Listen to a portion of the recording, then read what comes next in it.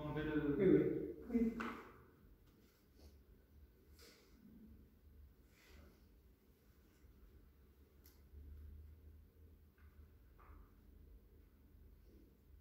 Alors, aujourd'hui, j'ai eu à cœur de vous transmettre de ce que le Seigneur, de la part du Seigneur, ce qu'il a mis sur mon cœur, vous parler de douleur et de souffrance, mais d'un point de vue biblique, d'un point de vue de l'espérance.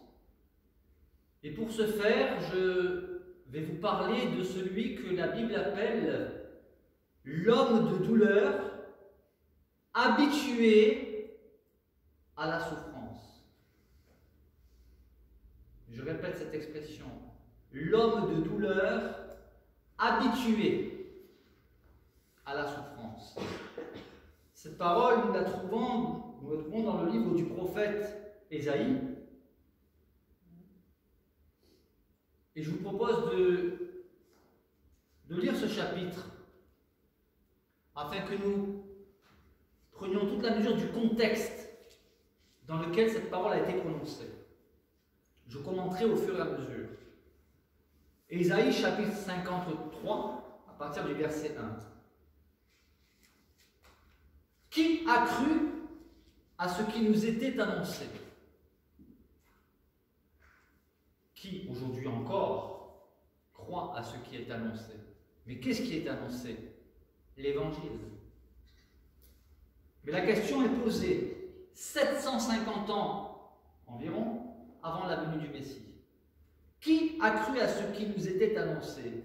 Qui a reconnu le bras de l'Éternel? Que signifie donc cette expression, le bras de l'Éternel? Il s'agit là du Messie. Quelques caractéristiques, quelques informations nous sont données concernant ce Messie. Il s'est élevé devant lui, c'est-à-dire devant Dieu, comme une faible plante, comme un rejeton qui sort d'une terre desséchée. Il n'avait ni beauté, ni éclat pour attirer nos regards, et son aspect n'avait rien pour nous plaire. Dieu ne fait pas de marketing. Il ne cherche pas à attirer nos regards par ce qui est beau en apparence.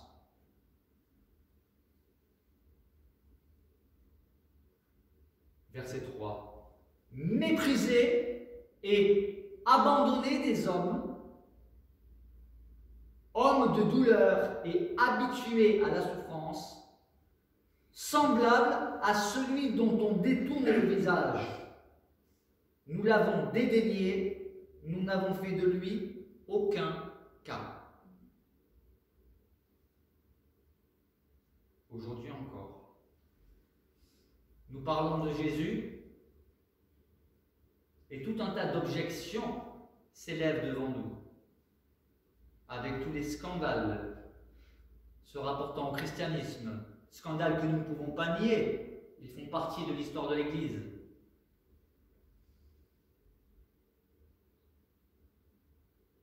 Mais Jésus, lui dont nous désobéissons si souvent, malheureusement, lui dont nous ne sommes pas toujours dignes, est-il coupable, responsable de ces jugements à l'emporte-pièce?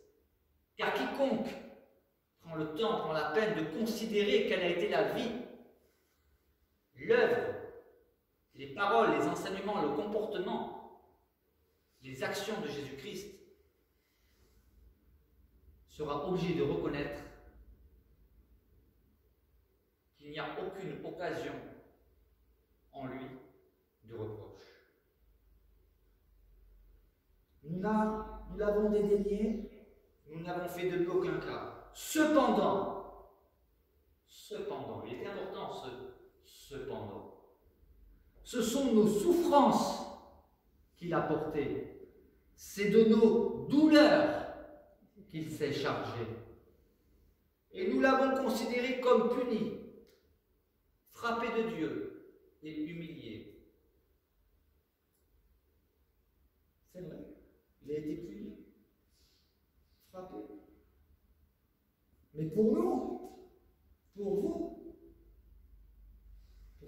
pécheurs du monde entier.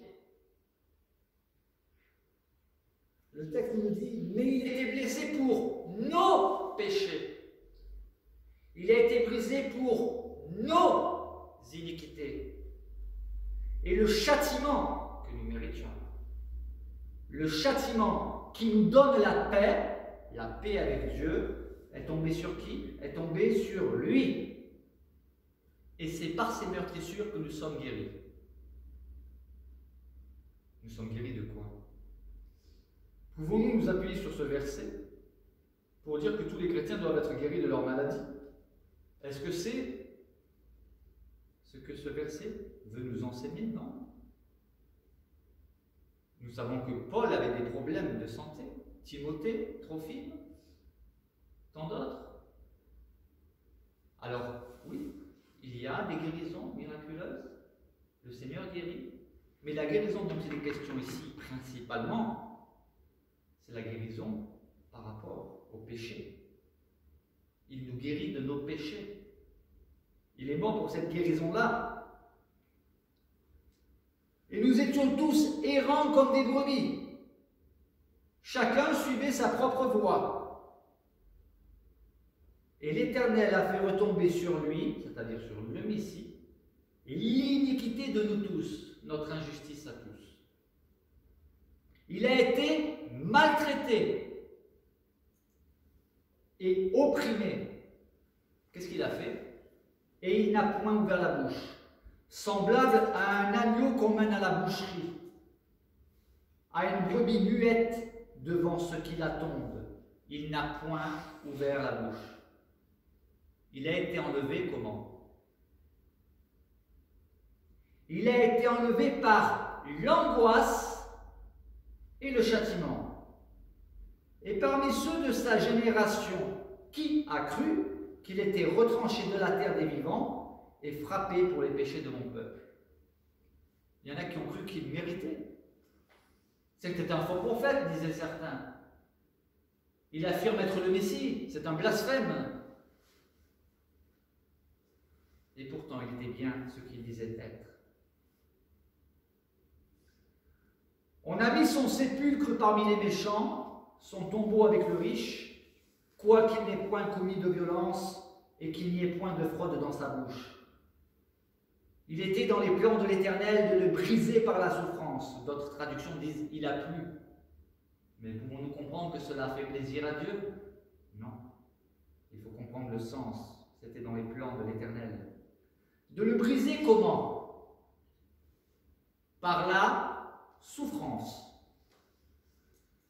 Après avoir livré sa vie en sacrifice pour le péché, il verra une postérité et prolongera ses jours, et l'œuvre de l'Éternel prospérera entre ses mains. À cause du travail de son âme, il rassaisira ses regards. Par sa connaissance, mon serviteur juste justifiera beaucoup d'hommes. Il justifiera qui? Ceux qui acceptent d'être justifiés par Jésus-Christ. Et il se chargera, il portera nos iniquités. C'est pourquoi je lui donnerai sa part avec les grands, il partagera le butin avec les puissants, parce qu'il s'est livré lui-même à la mort et qu'il a été mis au nombre des malfaiteurs. Nous savons que Jésus a été crucifié entre deux brigands. Pourquoi? Bien, parce qu'il a porté les péchés de beaucoup d'hommes et qu'il a intercédé pour qui? Pour les gens bien. Notre texte nous dit qu'il a intercédé pour les coupables. Mais pouvons-nous être certains, à 100%, que la personne dont il est question dans Ésaïe 53 concerne bien Jésus-Christ, le Messie? Alors pour nous chrétiens, c'est une évidence. Mais bibliquement parlant, avons-nous des preuves? Lorsque nous partons du principe biblique que la Bible s'interprète par la Bible, alors oui, nous avons la confirmation qu'Ésaïe 53 annonçait bien les châtiments, le sacrifice de Jésus-Christ le Messie. Et comment le savons-nous? Eh bien, il suffit de nous rendre, toujours dans la Bible, dans le livre des Actes, le chapitre 8, et à partir du verset 26, où nous pouvons lire ceci. Un ange du Seigneur s'adressant à Philippe, Philippe était un évangéliste. Et il lui dit, lève-toi et va du côté du Midi, sur le chemin qui descend de Jérusalem à Gaza, celui qui est désert. Il est précis. Nous aussi, aujourd'hui, nous aimerions qu'un ange nous apparaisse pour nous donner des indications précises. Mais acceptons de fonctionner d'une manière différente, même si nous savons que le Seigneur peut encore envoyer un ange pour parler à l'un ou à l'autre. Mais je rappelle ici qu'il s'agissait des débuts de la vie de l'Église. Il s'agissait de l'Église primitive. Il fallait qu'elle croisse rapidement. Et à situation exceptionnelle, intervention exceptionnelle. Donc un ange apparaît à Philippe et lui parle. Et que fait Philippe? Il obéit. Il se leva et partit. Et voici un Éthiopien, pas n'importe quel Éthiopien, un eunuque. Il était ministre de Candace, qui était reine d'Éthiopie. Et il était surintendant de tous ses trésors. Et il était venu à Jérusalem pour adorer.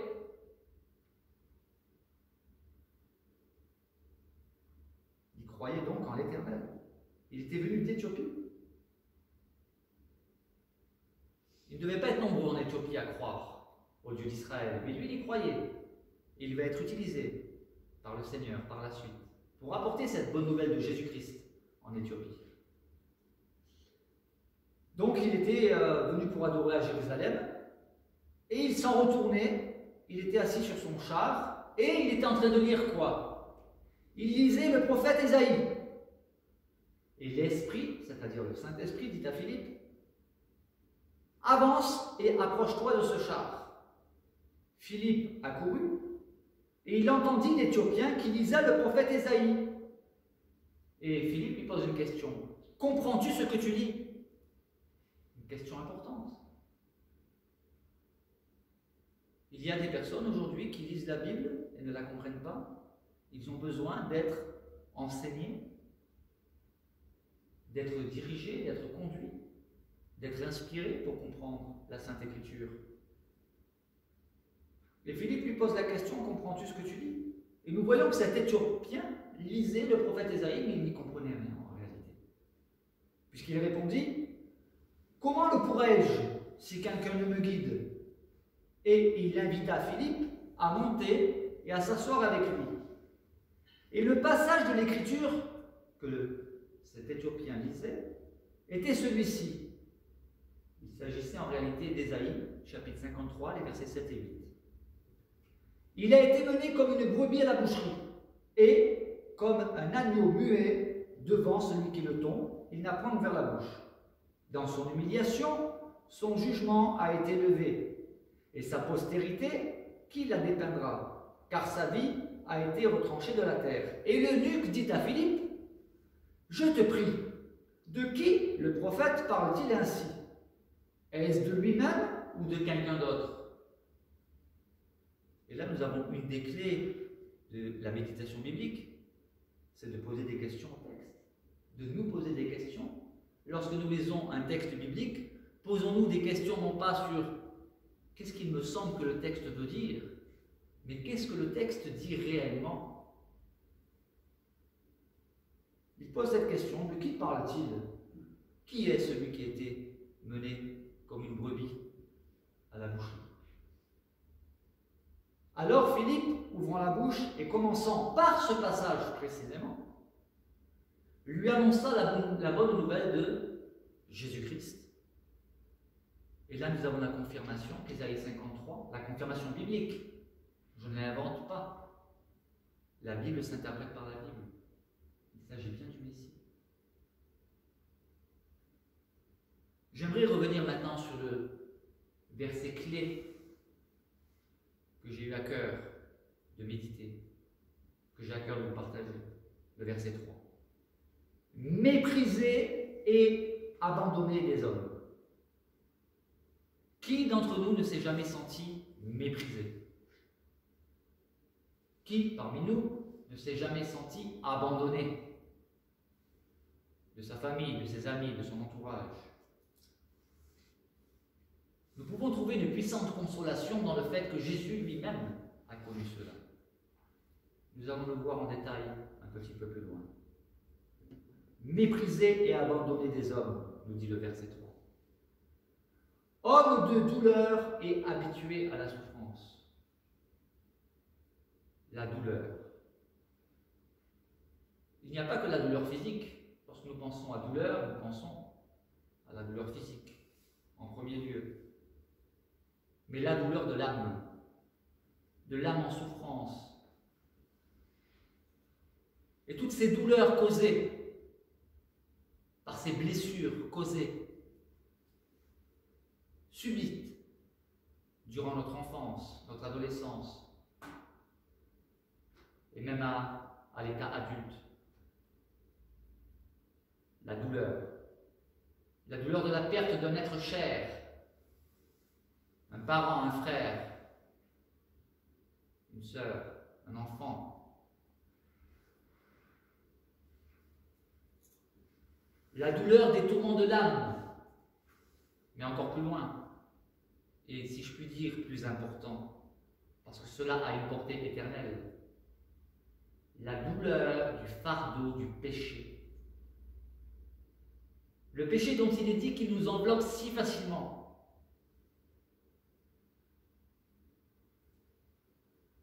Mais Jésus n'a pas été porteur de cette douleur, puisqu'en lui il n'y avait point de péché.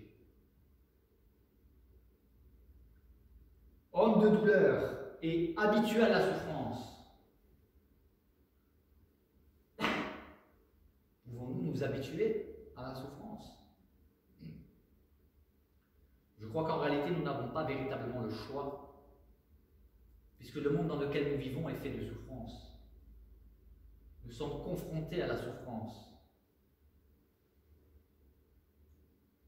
avec une intensité plus ou moins élevée, selon les circonstances qui se présentent à nos vies, selon les circonstances dont nous sommes victimes. Et la souffrance, voyez-vous, restera toujours quelque chose de relatif. Et il n'est pas bienséant de comparer les souffrances des uns par rapport aux souffrances des autres. Toutefois, nous devons tenir compte des souffrances des uns pour quelquefois relativiser la nôtre. Mais il est dit de Jésus qu'il était homme de douleur habitué à la souffrance. Il était semblable à celui dont on détourne le visage. De qui détournons-nous le visage? Vous est-il arrivé de détourner le visage en voyant quelqu'un? Souvent une personne qui est porteuse d'un handicap lourd. Nous avons tendance à détourner le visage pour des raisons différentes. Pas forcément par mépris ou dédain, mais aussi par respect, pour ne pas mettre la personne dans l'embarras. On peut aussi quelquefois détourner le visage parce qu'une personne, et là je vais parler de notions assez subjectives, mais de personnes qui sont tellement laides, alors on détourne le visage parce qu'on ne veut pas voir. Ou alors on détourne le visage de la souffrance d'autrui, de la misère de son prochain.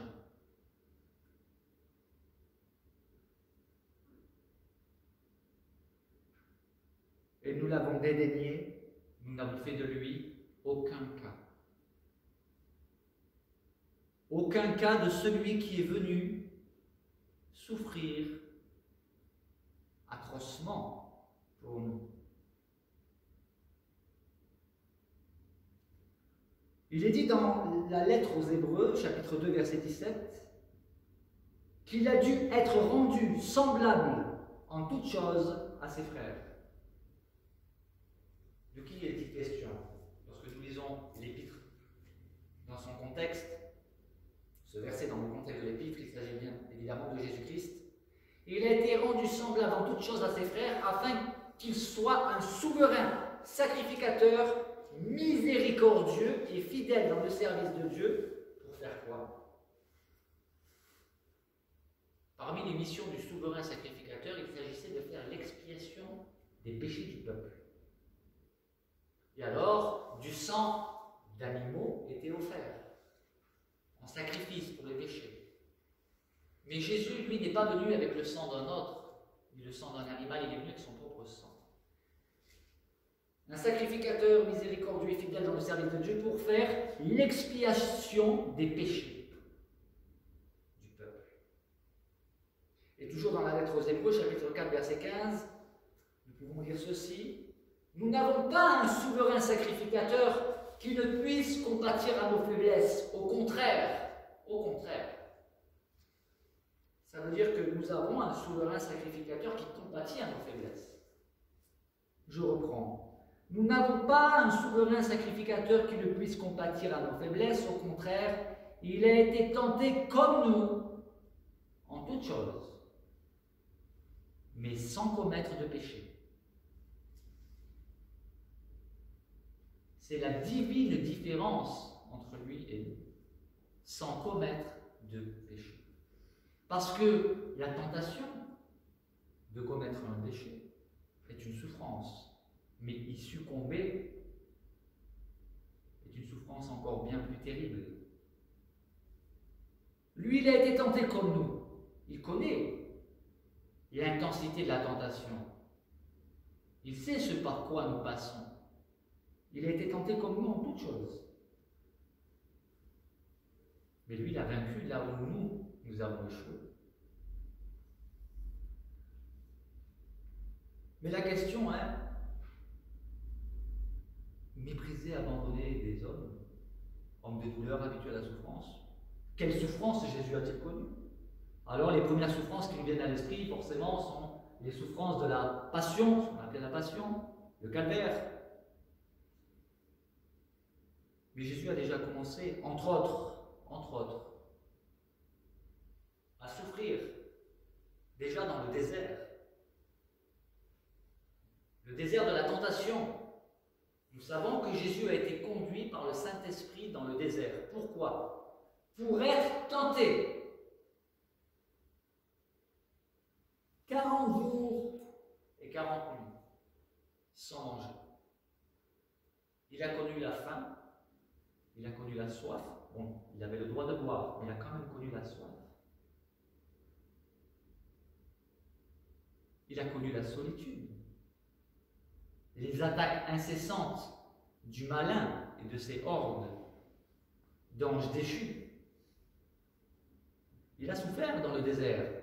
Ce n'était pas une randonnée de campagne, ce n'était pas un safari, ce n'était pas des congés, c'était une épreuve. Qui dit épreuve dit souffrance. Il a souffert de la fatigue. Qui parmi vous est fatigué? Fatigué physiquement, fatigué moralement, psychologiquement, fatigué de la vie.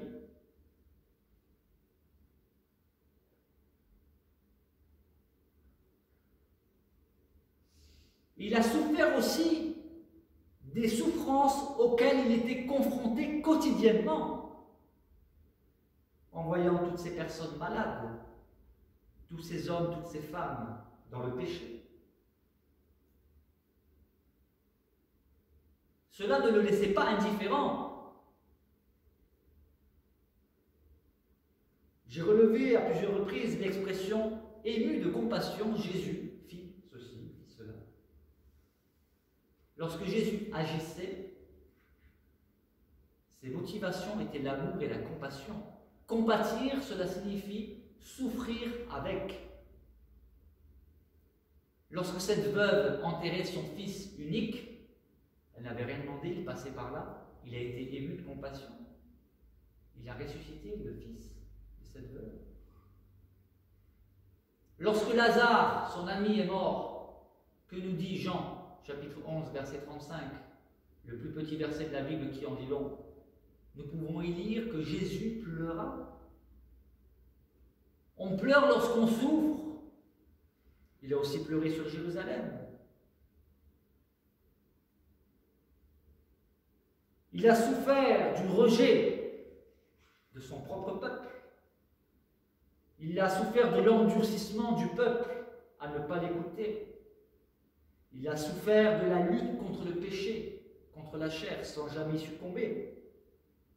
Mais il était soumis quotidiennement aux tentations. Ce n'est pas parce que la Bible nous révèle que Jésus a été tenté dans le désert que cela signifie que c'est la seule fois où Jésus a été tenté.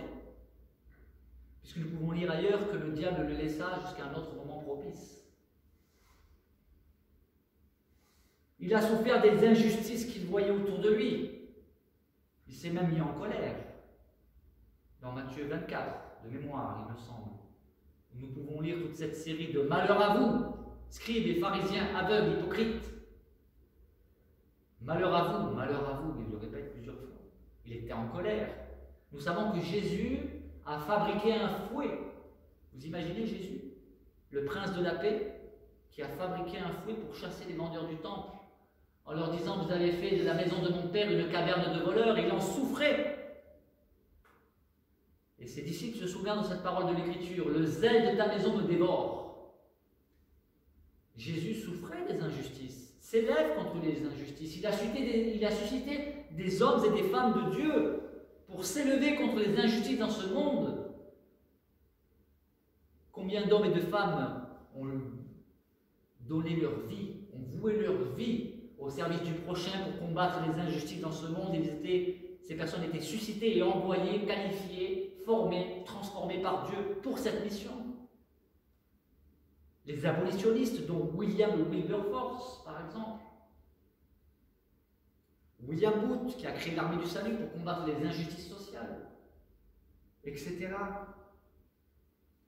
Il a souffert aussi de la solitude, parfois. Bien qu'il ait pu dire « Je ne suis pas seul car le Père est avec moi », mais il a incarné une chair de la même nature que la nôtre.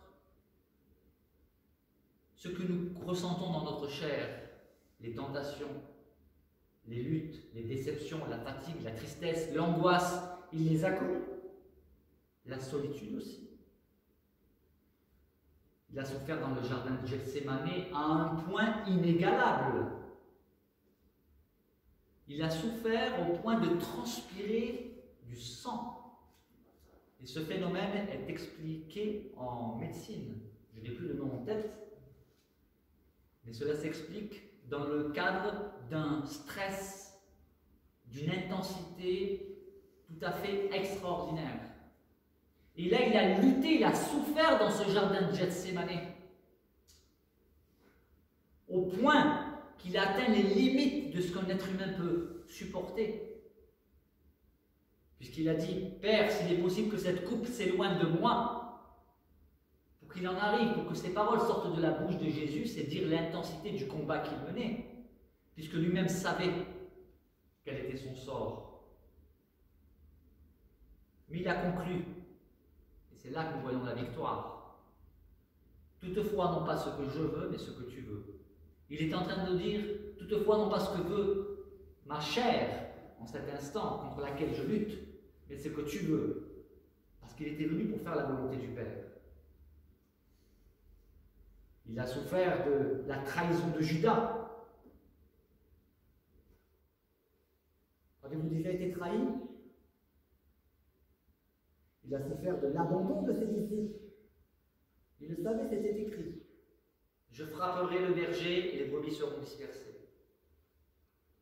Il a souffert de son jugement injuste, cette parodie de procès au Sanhédrin, et puis aussi devant Pilate.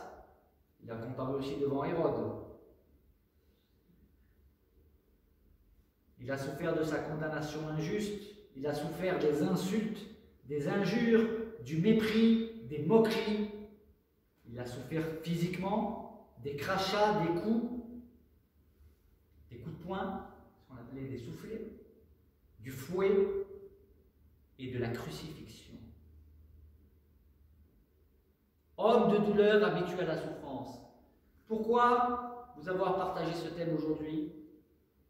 Dans le but que nous soyons encouragés ensemble face à nos propres douleurs et à nos propres souffrances. Et que nous portions nos regards vers notre espérance, cette finalité de la vie éternelle, où il n'y aura plus de souffrance, plus de deuil, plus de larmes, plus de péché, plus de tentation, plus de guerre. Nous avons du mal à l'imaginer. C'est pourtant ce vers quoi nous devons tourner nos regards. En conclusion, je laisse sur vos cœurs 2 versets. La première épître de Pierre, chapitre 4, verset 1. Ainsi donc, Christ ayant souffert dans la chair, vous aussi, armez-vous de la même pensée. On dit qu'un homme averti en vaut deux. Souvent, il y a des déceptions parce que nous disons, je pensais qu'en étant chrétien, j'aurais la paix, la joie, le bonheur, plus de problèmes. Ce n'est pas l'évangile de Jésus-Christ, cela. En revanche, nous pouvons vivre, oui, des périodes de grâce exceptionnelles, de paix au milieu de la tourmente, au milieu des souffrances, au milieu des tribulations. Oui. Nous pouvons avoir des périodes d'accalmie. Et souvent, nous nous rendons compte que nous étions vraiment mieux une fois que ce à quoi nous étions attachés et que nous vivions quotidiennement nous a été enlevé. Qui aurait imaginé il y a encore un an que nous serions obligés de porter dans le monde entier des masques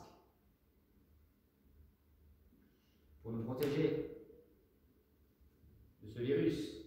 En revanche, si nous pouvions, si l'humanité pouvait être aussi prévenante concernant le virus, cette maladie incurable du péché, je ferme la parenthèse. Et le deuxième verset, Jean chapitre 16, verset 33, qui a été cité tout à l'heure. Vous aurez des tribulations dans le monde. Des tribulations, des souffrances, des calamités. Mais, car il y a un mais, prenez courage. J'ai vaincu le monde. Ah bon, tu as vaincu le monde et tu es mort crucifié? Pourraient dire certains, oui, mais il est ressuscité. Ce sera au bout de la fin